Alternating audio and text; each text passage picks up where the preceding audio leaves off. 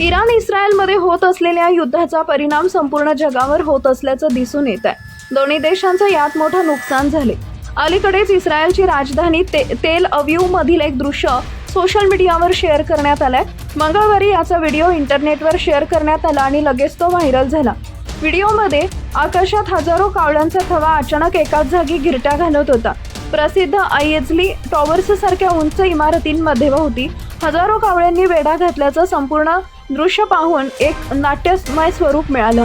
अनेकांनी हे दृश्य आपल्या फोनच्या कॅमेऱ्यात कैद केलं। व्हिडिओ व्हायरल होताच आता अनेकांनी हे दृश्य येणाऱ्या आपत्तीचा इशारा असल्याचं म्हटलंय।